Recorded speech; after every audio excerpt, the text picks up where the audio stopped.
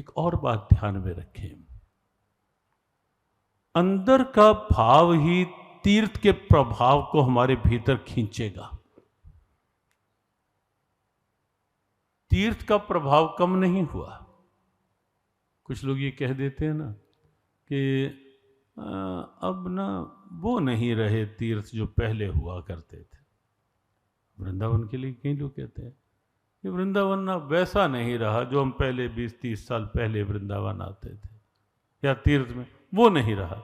बिल्कुल गलत, ऐसा नहीं है। वृंदावन का प्रभाव कम नहीं हुआ, द्वारका धाम का प्रभाव कम हो ही नहीं सकता, हो ही नहीं सकता।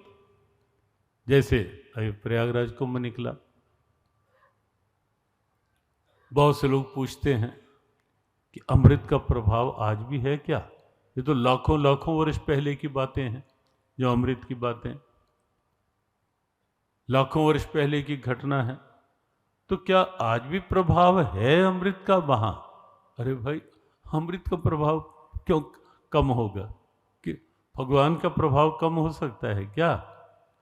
क्या हम ये कह सकते हैं कि भगवान में जो पहले क्षमता थी अब वो नहीं रही? ऐसा हो सकता है क्या? क्या परमात्मा की क्षमता कमजोर पड़ सकती है क्या?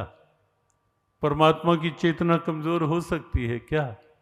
और यदि परमात्मा का प्रभाव कम नहीं हो सकता, तो जहां परमात्मा के भाव से भावित जो तीर्थ स्थलियां हैं, उन तीर्थों में जहां ईश्वरीय तत्व जागृत रूप में प्रकट होता है, वहां का तीर्थों का प्रभाव भी कम नहीं हो सकता। तीर्थ का प्रभाव कम नहीं होता।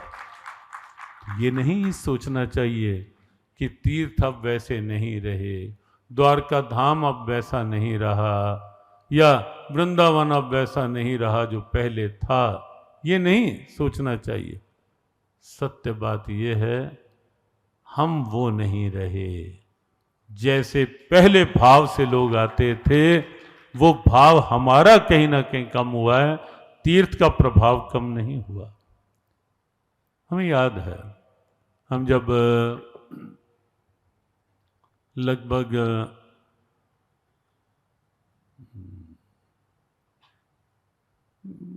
32-33 वर्ष पूर्व द्वारका आए थे धाम में।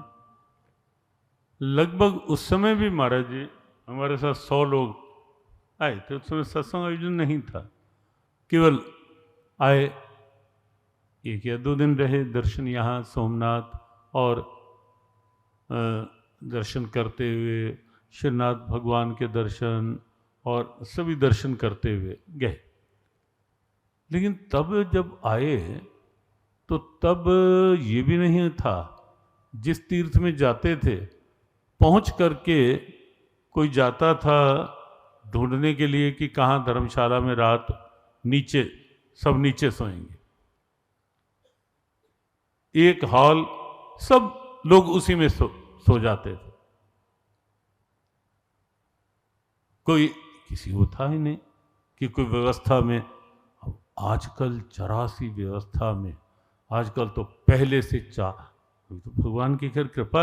हाँ, कोई आप ये ना लेना कि महाराज जी कुछ सुना रहे हैं, हम केवल ये अंतर बता रहे हैं कि जिन लोगों की ये सोच होती है ना कि अब तीर्थ वो नहीं रहे जो पहले हुआ करते थे, वस्तुतः सत्य ये है कि अब हमारी निष्ठाएं, श्रद्धा, भाव वैसे नहीं रहे जैसे पहले लोग कष्ट सहन करके, असुविधाओं में भी केवल एक लालसा, एक जिज्ञासा होती थी, बस भगवान के दर्शन हो जाएं।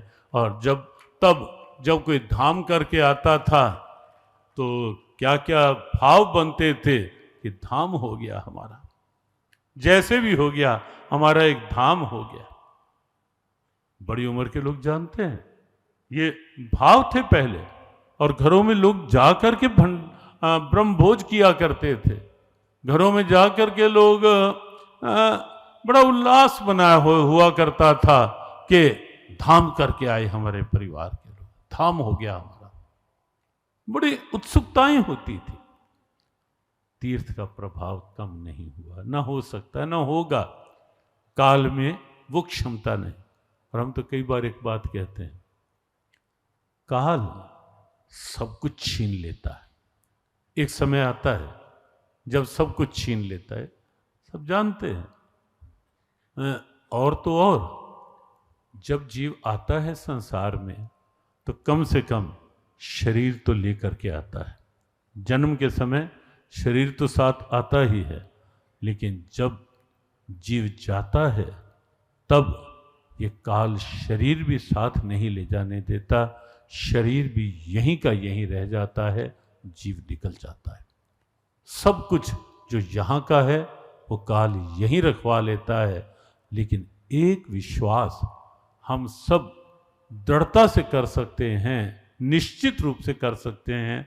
यहाँ इस धाम में, इस वातावरण में बैठे बैठे एक विश्वास हम कर सकते हैं कि लिया हुआ नाम, किया हुआ कोई भी सत्संग इत्यादि शुभ काम और दिया हुआ दान, तीन दान का मतलब केवल धन ही नहीं होता, जो सामर्थ्य है।